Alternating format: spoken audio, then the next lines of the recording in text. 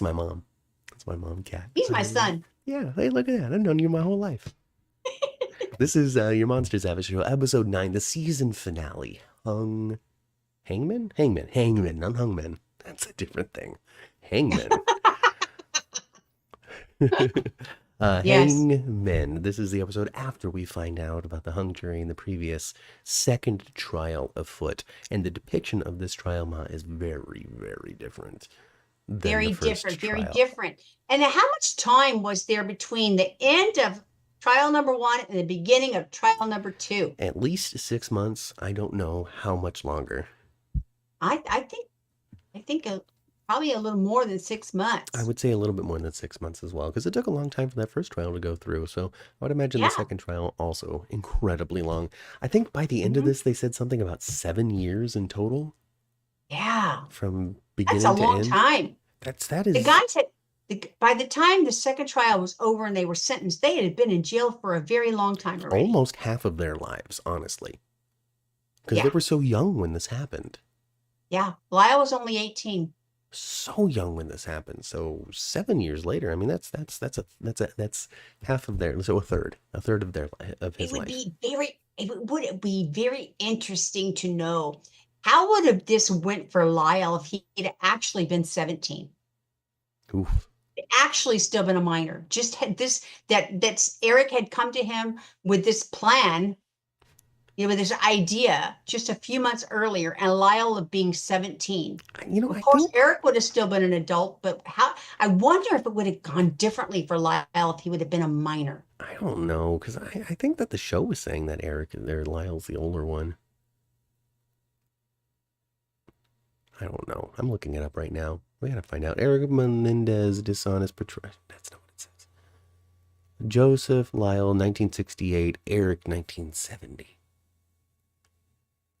Lyle's the oldest? Yes. Oh, I read somewhere that wasn't the case, and I guess what I read is incorrect. Yeah. I wanted to make sure, because I'm pretty sure that the show had said otherwise.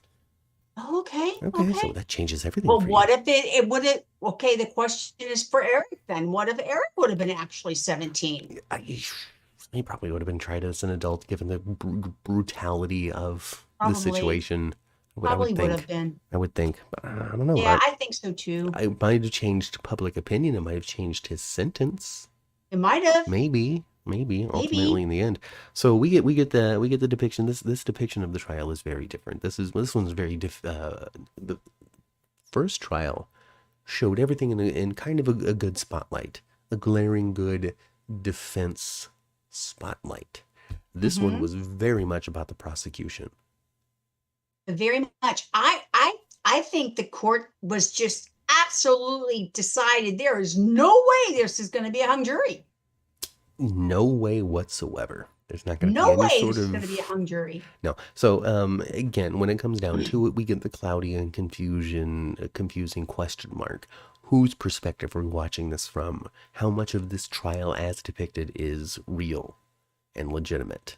Because Leslie was not able to get a single objection through the entire depiction of this trial, which was not one day. It was multiple days, multiple weeks, all that.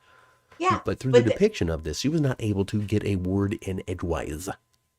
No, the judge kept on telling her, overruled. Shut up. Overruled. Stop. We're not doing this all day. And so here's the big question, Mom, the big question mark about it, okay? Always with the big tonal shift, episode after episode. We get kind of a positive depiction of the guys in the defense and a really negative depiction of the guys in the prosecution. So the Leslie that we saw in the first episode, which was not annoying and not abrasive, very heartfelt and passionate and very right and very just about the things that she had to say. Did we see that from her point of view, where she feels as though this is what she was giving? And in this episode, we see the other point of view, where she's abrasive, she's annoying, she's in the way, she's objecting to practically nothing at one point. Your name is Erik? Objection. That was aggressive. Yeah. So again, it's real. I don't know. The show has not helped out. Hey, Cheryl. Moderator Cheryl in the chat. Hey, Cheryl.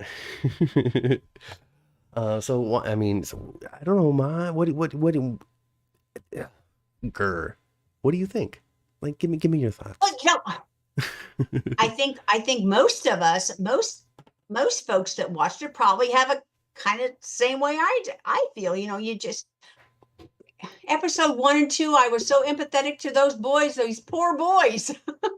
Yeah, Episode 8 and 9, not so maybe they're much. not so. Maybe Not so they're much. just poor because they've run out of money, and that's it. Yeah, I mean, because Um, we really get into it. We get into other witnesses. We get car dealers who are like, well, here's the story about Lyle going ape s over his dad over a $32,000 luxury car that he's been calling a POS the whole time, yeah, and how yeah, Jose takes it.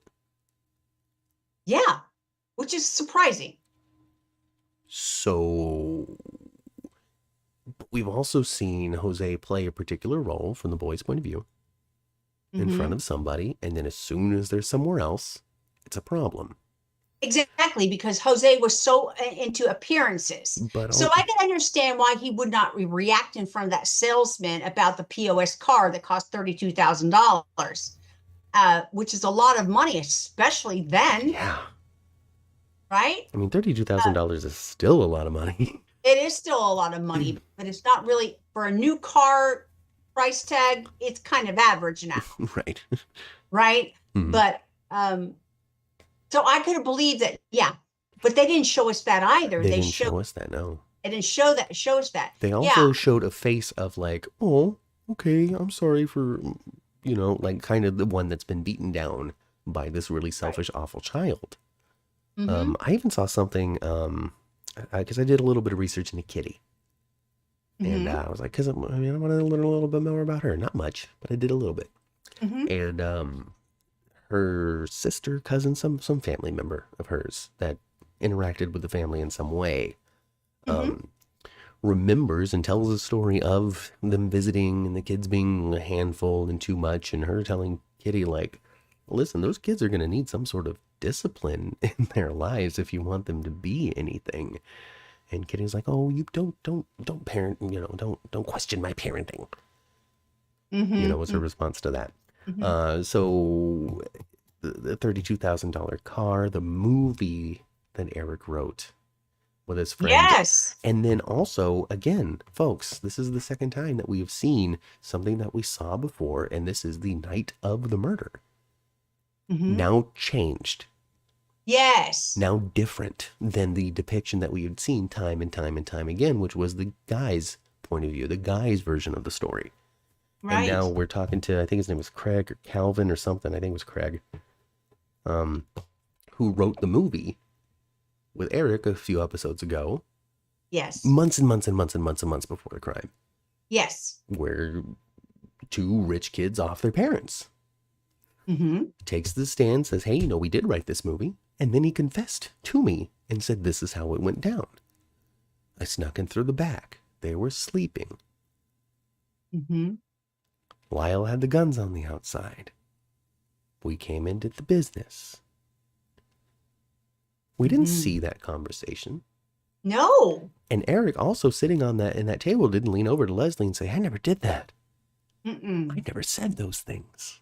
No. He just looked like, oh, crap. They brought this guy up. Oops. Yeah, my goose is cooked. Both of the boys look like that most of the time. Mm-hmm. It's just like, Like, we are going to jail. Oop, their guy. We are going to prison. Found the hole there. Oop, found the hole. Found the guy there that said this. Found the guy there that said that.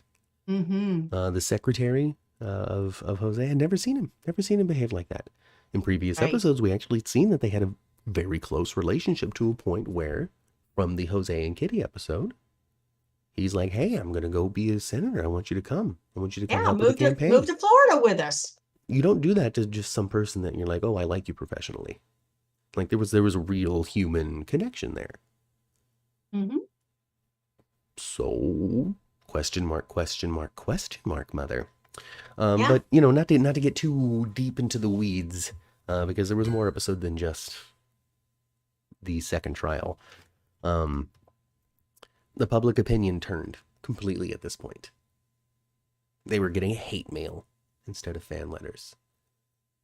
Still Yes. enough positivity for them to find girlfriends and wives.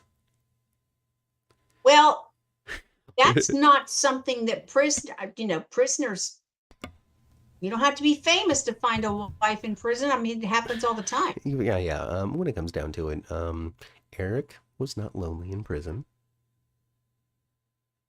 Mm-mm, mm-mm. I don't know about Lyle because they really didn't touch at all about what Lyle was up to in jail. They covered a lot more of what Erik was. Yeah, I don't know why that is at all. Maybe it's just a more interesting story.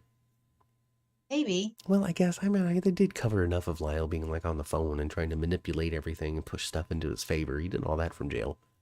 Sure, and But they writing didn't all show any those friends letters or, was from jail. they didn't show any connections that he had with other inmates though. And we got that with Erik. No. We did. Yeah, we did. We Um, did. the line of questioning with Erik when he takes the stand, because Lyle can't take the stand at this point because he effed up too much. He really, Lyle was the star on the stand. The first trial. Really, when the first trial, yes. And then he could not testify for the second one because he blabbed his mouth. That got recorded and released as a book. Yes. So he wasn't a reliable witness any longer. He was no longer a reliable witness because it just seemed like he was telling the truth about being phony on the stand the first time. Right. And you're going to be, and we can't put you on the stand because you can be cross-examined for what bring you up said. all this stuff. They say, hey, well, on the recording you said this, what about that? On the recording you said this, what about that? I miss my parents like I miss my dog. Right. Like Lyle. Yeah. Lyle. Goodness gracious. And then Lyle was also still like, living in a fantasy to a certain degree. I think reality was setting in a little more, but he was still kind of like, thinking, well, OJ didn't take the stand. Yeah. Yeah. Well, I mean, he found that it'll be a little inspiring. Well, he did. We need a slogan, if you've been abused, you can't accuse. Yes, yes. So always trying to be hopeful that they were going to be let out. And Erik he knew at that point. And even when you can see him on the stand, like he wasn't even trying as hard the second time as he was the first. No. He was just allowing things like, oh yeah. Like when he says, well, even then, like his story again wasn't syncing up to the original testimony. What he told Dr. Vickery, who we met in previous episodes, wasn't matching what he was saying on the stand. Oh, well, I don't remember it that way. Well, I guess I do. Well, I've got the quote right here. Okay, well, I did say that. Like, it's like he wasn't trying anymore. It's like the court was trying to rush through this one. Like, we've been here, we've been done that. We're done with, let's just be done with the Menendez case. Yeah, I think Erik had pretty much given up, and Lyle had pretty much given up too, and he's sitting there at the trial playing hangman with Leslie. Well, I mean, also at the same time, at that point, she was also like, this is totally fixed. Right. Yeah. The word that the word she was at that point. The word was outrage, is what they were hangmanning. Yes, the word was outrage, and Leslie had come to the conclusion that she wasn't trying to get them out of jail; she was just trying to save their lives. At that point. Yes. That's certainly at that point. Definitely. Now I just need to convince these people to not give them the DP, the penalty of unaliving. And what she suggested at the first trial when she was giving her closing remarks, saying that what she hoped for the outcome of this, what she hoped was to see Erik walk down the street, a free man. Yeah. I don't want to give him up. Yeah, I don't want to give him up. Just like, what was the other one's name? She didn't want to give up on Lyle either. Right, Jill. Jill didn't want to give up on Lyle either. But Lyle's letters to lie come up. Yeah. But the poor man makes his testimony saying, I never seen none of that. Actually, as a matter of fact, I saw them screaming and being abusive toward their parents. And even then, when they, in the previous episodes where they were painting it like perhaps they were indeed victims, but even then they showed several instances where Lyle, and Erik spoke to their parents terribly. Yeah, all three of them, Kyle, Lyle, and Erik. Those terrible triplets. Totally. And some of that backs up kind of what they were giving as Kitty's perspective. What she was saying in the sessions with Dr. Oziel, which I can assume maybe are based off of some notes he took, another interview that he made after it was all said and done. Hmm. I can't say for sure where this information comes out, if it's And real or if it's made up. Dr. Oziel never was a witness, was he? No, he never came up. I think it's because Judalon, and then like his tapes were the thing that launched the whole thing anyway. Like, what a Exactly. hot button witness that they may not just have been able to call at all. But maybe Yeah, they did, and they just didn't show it on the show. I don't know. maybe. I don't know. Look it up yourself, folks. I'm not telling you. The housekeeper said it was a peaceful home. Said the assistant said that Jose was never angry. And now the housekeeper and the assistant, those are two key witnesses for me. Those are great character witnesses, Well, absolutely. especially the But they say the housekeeper. first trial, though, you know? Well, there was different people. The first trial was sympathetic. It was the cousin. It was the aunt. Hmm. And this one, it was the housekeeper. And then now here they aren't family members. They're not trusted, close family members. It was the car dealer.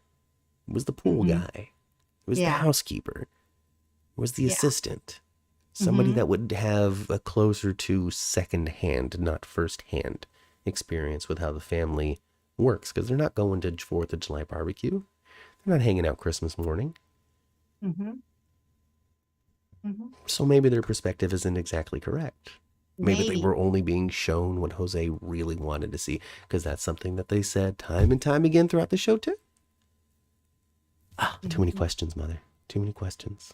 It does really make you question. And the last couple episodes really made you question, maybe they were just spoiled ass guys that wanted their parents' money. Leslie's defense is the exact same one that she did before.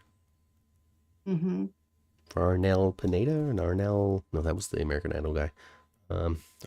Arnel Salvatore, I think. Mm-hmm. Mm-hmm. Same exact defense. Mm-hmm. Abuse pushed to a imperfect self-defense. The similarities of their story to the book When a Child Kills. 8 instances Yeah. identical to the depiction in this book, which basically lays out the defense that they used. Popsicle injuries. Yeah. Tripping and falling. That wasn't a phallus. That was a fallacy. And indeed was a popsicle. Yeah. And not what they say. Mm. But here's the thing, though. We see all of this damning evidence. We see all of these things that could be true. But we also see time and time again that Leslie Abramson was not able to object, to argue, to push the conversation in a different direction, to get things stricken from the record, to explain to the jury what an answer may actually mean. Yeah. Oof. It was Again, it was what's right? completely What's different real? scenario. Completely different scenario. Again, is this point of view? Is this perspective? Is this an actual depiction? The first one very publicized. The news outlets were there. The cameras were there. The public was seeing this trial, but they weren't seeing the next one. No. So maybe we pushed it along. Maybe we were a little injustice. We ushered forward a little bit of injustice. Well, now this trial is really icky. What an icky trial. Mm-hmm. I don't really want to be near this anymore. I don't want to think about the stuff that happened. I just want it to be over. Yeah. Send them to jail. It was like they were just fatigued by the whole thing. Yeah, everybody was. Everybody was. I really do think that Erik was just done at that point. With Lyle not being able to take the stand, I really do feel as though Erik was just like, this is just thrown a in the circus towel show. to a certain degree. This is just a dog and pony show. On top of that, too, Ma, I mean, I even walked away from this episode with questions about Leslie and her ethics. Mhm. She stayed on as pro bono. Why? What was she gaining at this point? Well, she had almost close to $1 million. Huh? Well, if maybe they're able to get off, they'll have life rights, they'll have movies, they'll have success. They'll be the guys that were abused so badly that they had to kill their parents, and they're never going to be able to be without. They're always going to have something to do, a speech, a talk, a business to invest in. Mm-hmm. Mm. Was Leslie a little more selfish? I don't know. These are questions that this final episode raised that I didn't have throughout the entire series. Right. And it's so Right. interesting that they do it that way, because to me that makes it seem like the show creators think that episode 9 is how it was. That they lied. Right. Right. Because strangely enough, I don't really quite understand this, and I'm looking forward to seeing the interviews that Ryan Murphy and everybody does about this show. Mm-hmm. It ends with a incredibly positive depiction of Kitty and Jose. They do. It's like Kitty and Jose have turned a new leaf. Remember That's when what we it were talking about his experience in New York and how he came back kind of Mhm. refreshed and was trying new? Yes. At the time, I didn't want to write down the note that Jose was trying to do better and the boys just got in the way.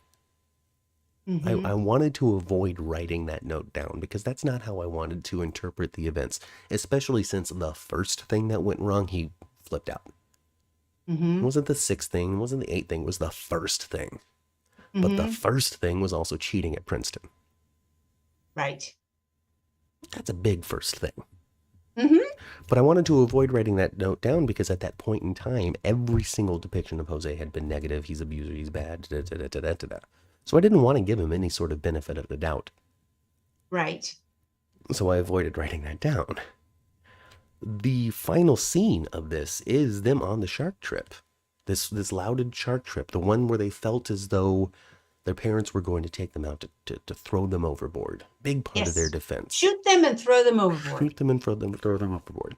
Every single time we've seen this scene, it has been slightly different than the time we've seen it before. It has never been exactly the same. The guys have been on a different part of the boat. There have been other people on the boat. Yes. The captain's been in a different place. The parents have been in a different place. This scene has never been depicted the same twice.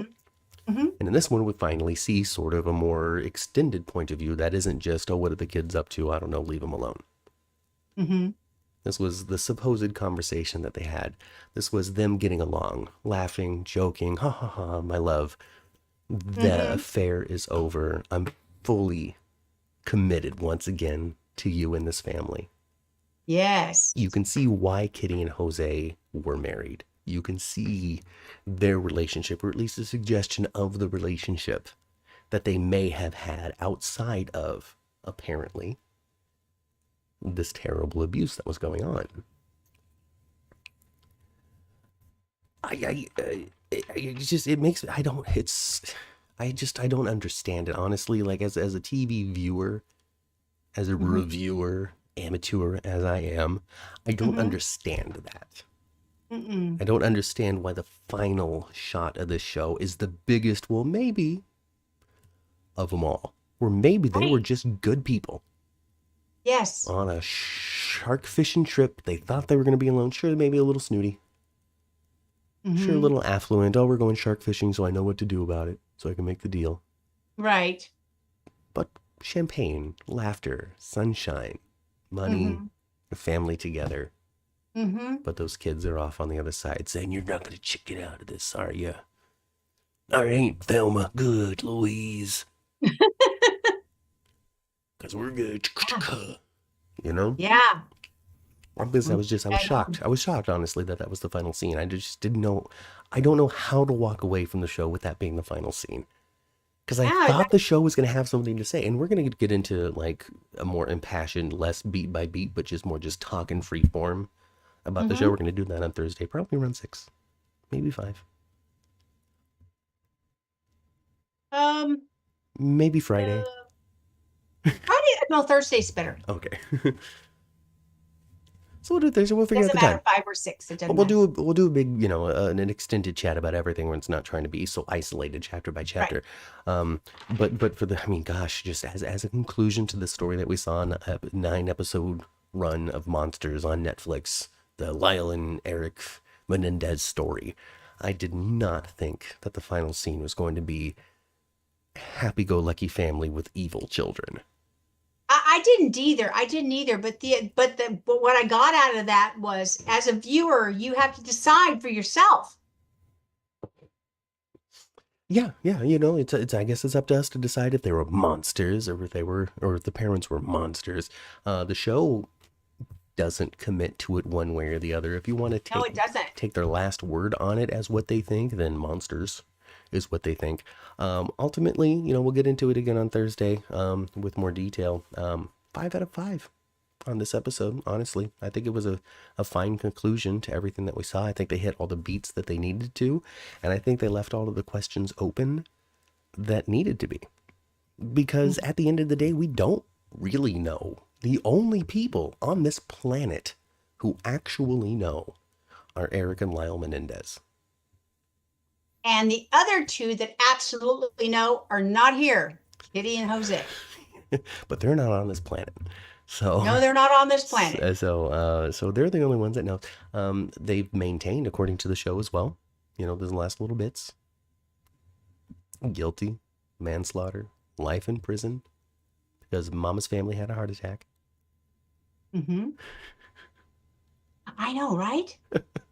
That was weird. I was like, is that real? Or is that Ryan Murphy? Like, that's Vicki Lawrence. Yeah, Vicki Lawrence. Vicki Lawrence shows up, and then the character herself has this heart attack after being like, those kids should die. Yeah. And then she keels over. Yeah. Bringing in the sensitive replacement is like, listen, like, if we decide that they die, then we have to live with the fact that we 9 people killed 2 guys, and so I think we need to keep that in mind, that we will be responsible for them dying. I wonder if they'd have got the death penalty if she wouldn't have had a heart attack. I don't know, even if that's real.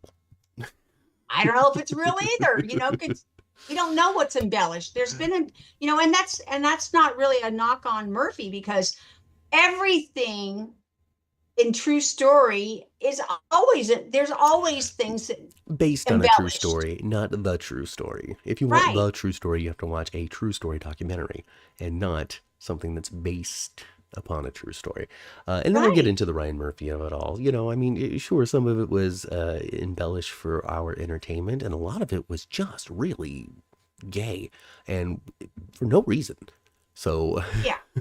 So we'll get into that. I mean, flashbacks into the shower, that sort of stuff. I'm not even talking about the first episode shower. I'm talking about the last episode shower. The testimony from somebody. I don't remember who, but it's like, oh, it wasn't the testimony. It was Dominic, one of his yarns that he was spinning at the table. And it's like, well, what if they were diddling each other? Maybe they were in love, huh? Yeah. Anyway, folks, that was it. That was episode 9 of Monsters. That, oh boy, what a run! What an intense show! What a lot of wild stuff to listen to. It was a lot of crazy lines to hear. It was something. Not so much on the visuals. The visuals were fine. The visuals were titillating here and what to be expected over there. The lines that these actors had to say were off the charts uncomfortable. Yeah. Yeah. So I had to get kind of used to that, Episode 2 was just jarring. I was like, whoa. Yeah, totally. So, folks, that's it. That's our review on episode 9 of Monsters as part of the JLJ After Shows family. If you want to listen to all other 8 episodes of this, you absolutely can on JLJ Media, which you can find on all of your favorite podcasting platforms. Just do a little search-a-doodle and you can find them. They also have 83 other programming offers, and constantly more are being added to the library. So follow that. Do a little search for JLJ Media. I am sure you're going to find something there that you love. I'm sure of it too. And if you liked the journey with us, subscribe to the channel. Come hang out with us on Sundays as we talk about soap operas. That's where Nicholas Alexander Chavez came from. Played Lyle. That's exactly where he came from. And if you had a good time just with this video, give us a like, leave a little comment, share it with your friends. Do what you need to do to help our fledgling little tiny channel find its way into the spotlight. We'll see you on Thursday for a full series retrospective of Monsters Season 2 on Netflix. Yes. And until then, I've been Matt. I've been Kat. Matt's mom. She's my mom. And we'll see you on Thursday.